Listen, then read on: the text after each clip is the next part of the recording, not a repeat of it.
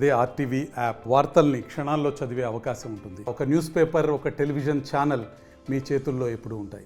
నమస్కారం, నేను నామ్ రామ్ రెడ్డిని, రాష్ట్రీయ వానర సేన అఖిల భారత అధ్యక్షుడిని.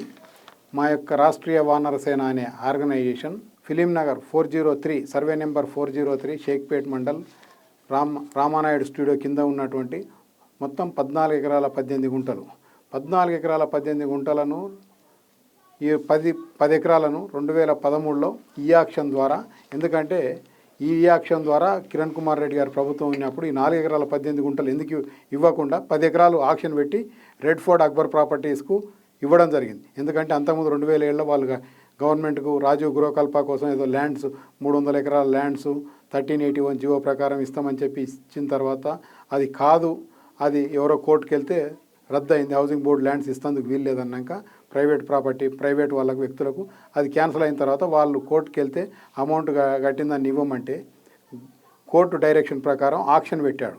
ఆక్షన్ పెట్టి ఆ రోజు మొత్తం 14 ఎకరాల 18 గుంటలు ఇవ్వక ఎందుకు ఇవ్వలేదు కిరణ్ కుమార్ రెడ్డి గారు అంటే, ఆ 4 ఎకరాల 18 గుంటల మీద గుట్ట మీద ఆంజనేయుని గుడి ఉంది కాబట్టి వారు ఇవ్వకుండా 10 ఎకరాల ఆక్షన్ పెట్టి రెడ్ ఫోర్ట్ అక్బర్ ప్రాపర్టీస్కు అలాట్ చేయడం జరిగింది. అయిన తర్వాత ఏదైతే కేటీఆర్ గారు వచ్చిన తర్వాత, కేసీఆర్ గారు ప్రభుత్వం వచ్చిన తర్వాత 2021-22లో ఈ యొక్క 4 ఎకరాల 18 గుంటల పైన గుట్ట పైన ఉన్నటువంటి ఆంజనేయ స్వామిని రాత్రి మొత్తం తొలగించి ఈ యొక్క గుడిని మొత్తం లేకుండా చేస్తే అప్పుడు విశ్వ హిందూ పరిషత్తు అందరూ ధర్నాలు చేయడం జరిగింది, గొడవ చేయడం జరిగింది.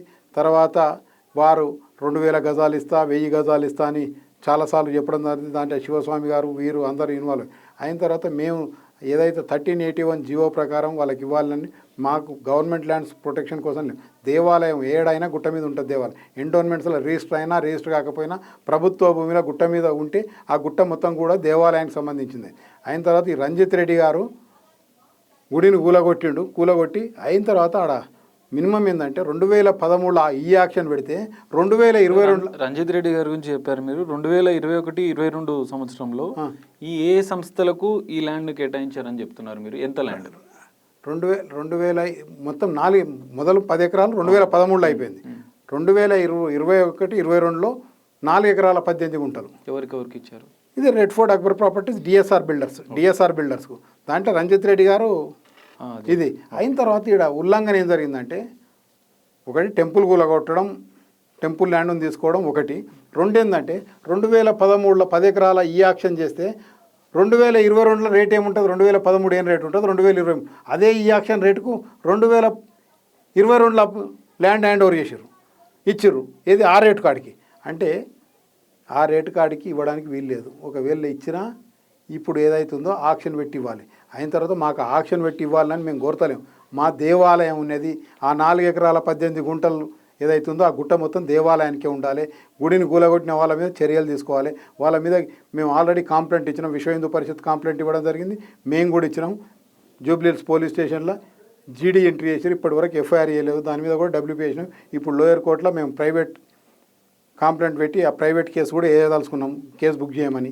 అయిన తర్వాత రంజిత్ రెడ్డి గారికి ఒకసారిగా దేవాలయ మూల విరాటం జరిపినాడు వాడు ముందలవాడాడు. రంజిత్ రెడ్డి గారు కానీ మెగా కృష్ణారెడ్డి గారు కానీ ఎవరున్నా దేవాలయ మూల అన్యాక్రాంతమైన చేసిన వాళ్ళు మట్టిలో కలిసిపోవడం గ్యారంటీ. ఆయన ఇప్పుడు వచ్చి జాయిన్ అయిందే దానికోసం, పార్టీ మారి వచ్చింది దానికోసం. పేర్లు ఎవరు, ఎందుకు జాయిన్ అయ్యారు? రంజిత్ రెడ్డి గారు ఈ యొక్క ఇంట్లో కేటీఆర్ కూడా బినామీ ఉన్నాడు. దీంట్లో రంజిత్ రెడ్డి దాంట్లో ఈ ఫిలిం నగర్ దాంట్లో మాకున్న ఇన్ఫర్మేషన్. కానీ ఇప్పుడు రాజకీయాలు ఎవరు ఎక్కడున్నారు, ఎవరు ఏ పార్టీ, ఆయన రంజిత్ రెడ్డి ఇందులో మూల కారకుడు రంజిత్ రెడ్డి.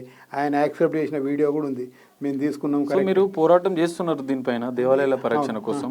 అయితే అంటే ప్రస్తుతం ఇప్పుడు ప్రభుత్వం చేంజ్ అయింది, ప్రభుత్వం మారింది. ఇప్పుడున్న ప్రభుత్వం దీని మీద యాక్షన్ తీసుకుంటే ఆల్రెడీ అక్కడ నిర్మాణాలు కూడా చేపడుతున్నాయని అన్నట్లుగా తెలుస్తుంది. మేమన్నా అయిన తర్వాత ఇంకొకటి రేరా మాది 2023 పిల్ నెంబర్ 23లో మాకు కోర్టులో పిల్లు అడ్మిట్ అయింది. అడ్మిట్ అయిన తర్వాత మేము లెటర్ ఇవ్వడం రేరా వాళ్ళకి అంతకుముందు కేసు లేదు, కోర్టు కేసు లేనప్పుడు మీరు ఇచ్చారు, ఇప్పుడు కొనుక్కున్న వాళ్ళు నష్టపోతారు అని చెప్పి రేరాకు కూడా మేము లెటర్ ఇవ్వడం జరిగింది. ఏది వాళ్ళకి ఇచ్చిన పర్మిషన్ సస్పెండ్ చేయండి, కోర్టు డిసిషన్ వచ్చే వరకు మీరు చెప్పండి, లేదంటే పేపర్ల అడ్వర్టైజ్మెంట్ అనండి ప్రజలను. ఎందుకంటే ప్రజలు రేరా సంస్థ ఉన్నదే సెంట్రల్ గవర్నమెంట్. ఇక్కడ మా ఇక్కడ రేరా చైర్మన్ గారికి మేము లెటర్ ఇచ్చినాం, మా దగ్గర రిసీవ్డ్ కాపీ కూడా ఉంది. అయిన తర్వాత మేము కోరుతున్నాం ఇప్పుడు వెంటనే సస్పెండ్ చేసి పని ఆపియండి.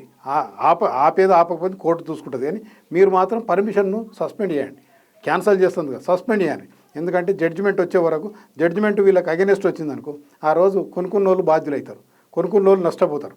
అందుకోసం మేము కోరుతున్నది ఒకటే, ఈ ప్రభుత్వాన్ని కానీ రేరా గారికి కూడా మేము చెప్తున్నాం, మేము సెంట్రల్ రేరాకు కూడా ఒకటి కంప్లైంట్ ఇద్దాం అనుకుంటున్నాం, చెప్తున్నా, తయారు చేపిస్తున్నా. ఈ వారం 10 రోజులలో మేము ఢిల్లీలో కూడా సెంట్రల్ రేరాకు కూడా ఇస్తాం. ఎందుకంటే కోర్టు కేసు ఉంది, కోర్టు కేసు ఉండగా మన జడ్జిమెంట్ కూడా ఇంటీరియం ఆర్డర్ ఇచ్చిండు. ఏమని, ఏదైతే ఉందో ఎవరన్నా తీసుకుంటే వాళ్ళే బాధ్యులు, గవర్నమెంట్ బాధ్యత వహించదు, నష్టపోయేది వాళ్ళే, సంస్థనే, కానీ మాకు సంబంధం లేదు. ఎందుకంటే రేపు పొద్దున ఈయన వెళ్ళిపోతాడు, వాళ్ళు కొనుక్కున్న వాళ్ళంతా పార్టీస్ అవుతారు, వాళ్ళు నష్టపోతారు. అది నష్టపోతే అది బాధ్యత వాళ్ళదే, కానీ గవర్నమెంట్ బాధ్యత కాదు అనేది కూడా మనం చెప్పారు. మేము ఒకటే కోరుతున్నాం, రేరా కానీ ఈ రాష్ట్ర ప్రభుత్వం కానీ ఇలాంటి వాటిని ఎంటర్టైన్ చేయకండి. 4 ఎకరాల 10 ఎకరాలు మాకు సంబంధం లేదు. ఆయన 45 ఫ్లోర్లు కట్టుకొని 50 ఫ్లోర్లు కట్టుకొని అది గవర్నమెంట్. ఈ 4 ఎకరాల 18 గుంటలలో మాత్రం ఇమీడియట్గా రంజిత్ రెడ్డి మీద కేసు బుక్ చేయాలి. దేవాలయం గులగొట్టిన దాని మీద, దాని వెనుక ఉండి ఆయనే చేసిండు, ఆయన వెనుక కేటీఆర్ ఉంటే మరి ఆయన మీద కూడా కేసు బుక్ చేయాలి. చేయకుండా మీరు ఇదే విధంగా డిలే చేస్తే మాత్రం ఇది మంచి పద్ధతి. మేము న్యాయ పోరాటం ఎట్లా చేస్తూనే ఉంటాం, వదిలే ప్రశ్నే లేదు. నువ్వు ఎంత పెద్ద కన్స్ట్రక్షన్ చేసినా, ఏది చేసినా ఈడ హైకోర్టు కాకపోతే సుప్రీంకోర్టు కూడా పోయి న్యాయ వ్యవస్థలో మేము పోరాటం చేస్తాం. దీన్ని రక్షించుకోవడానికి మా శాయశక్తుల మేము ప్రయత్నం చేస్తామని తెలియజేస్తున్నాం. మరిన్ని వీడియోస్ కోసం ఛానల్ ని సబ్స్క్రైబ్ చేయండి, లేటెస్ట్ అప్డేట్స్ కోసం వాట్సాప్ ఛానల్ ని ఫాలో చేయండి అండ్ లింక్ డిస్క్రిప్షన్ లో ఉంది.